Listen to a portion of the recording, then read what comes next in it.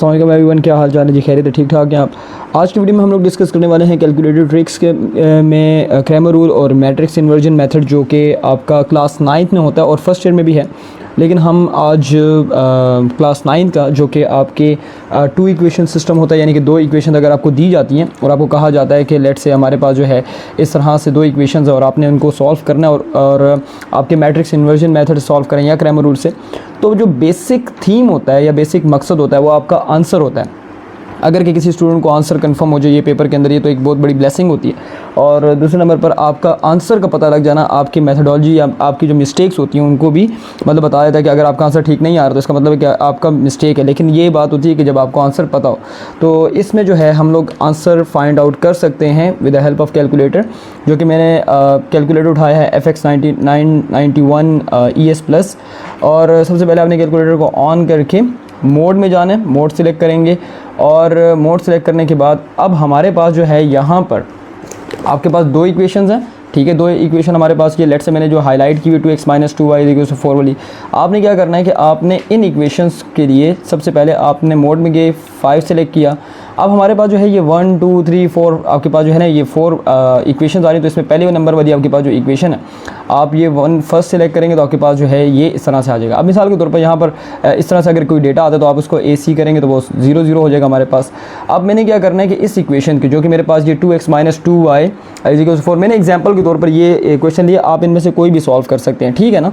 तो let's say for example मैं इसके कोफिशिएंट उठाऊंगा। इसके कोफिशिएंट लिखने के लिए मुझे क्या करना पड़ेगा? Let's say first coefficient x का जो है वो मेरे पास 2 है, उसके बाद मेरे पास जो है ये -2 आ रहा है, फिर मेरे पास 4 आ रहा है। मतलब कहने का ये हुआ कि 2, फिर उसके बाद ये -2, उसके बाद फिर ये आगे जो है ये 4 आ रहा है, मैंने 4 पुट कर लेना है, मैं 4 पुट करूँगा। उसके बाद फिर इसी तरह आगे जो है लेट्स से आपके ये 3 इक्वल, फिर उसके बाद आपने इक्वल प्रेस करना है। उसके बाद फिर आपके पास जो है 2, ठीक है। उसके बाद आपके पास जो ये 6 है ये आपने प्रेस कर लेना है। इसके बाद आपके पास जब आपके ये सारी वैल्यूज़ पुट हो जाएंगी, आप इक्वल दबाएंगे तो आपको बता रहा है कि x की वैल्यू आपके पास जो है ये 2 आ रही है और y की वैल्यू मेरे पास जो है ये 0 आ रही है।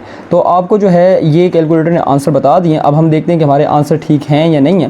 तो लेट्स से अगर हम इसके आंसर्स में जाते हैं तो इसके आंसर में हमारे पास जो है ये अगर के देखा जाए तो 1.6 में आपके पास फर्स्ट क्वेश्चन है। तो यहाँ पर अगर के हम लोग देखें तो ये 1.6 का जो फर्स्ट आंसर आ रहा है आपके पास, ये x की वैल्यू 2 और y की वैल्यू 0।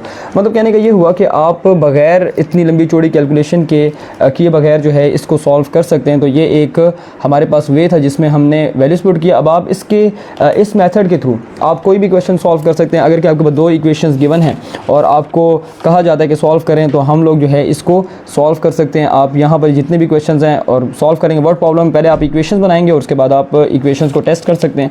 इसी तरह से आपके पास जो है ये पीछे भी क्वेश्चंस दिए हुए। तो अगर कि SLO बेस्ड सिस्टम में भी है और आपको कोई कहता है कि लेट्स से SLO बेस्ड में क्वेश्चंस डिफरेंट है, दो इक्वेशंस दी हुई हैं SLO बेस्ड में भी, अगर कि फेडरल बोर्ड के स्टूडेंट हैं आप, तो आपके लिए अगर कि क्वेश्चन SLO बेस्ड आता है जो आपने क्वेश्चन नहीं पढ़ा, वो आपकी बुक से नहीं है, तो आप उसको कंफर्म कर सकते हैं। यानी कि आप उससे जो है डायरेक्ट वैल्यूज़ को पुट करेंगे और आप उसको सॉल्व करके आपको पता चल जाएगा कि आपका आंसर क्या है। तो उम्मीद करता हूँ कि आपने जो है आज सीख लिया होगा कि कैसे आपने आंसर फाइंड आउट करना है।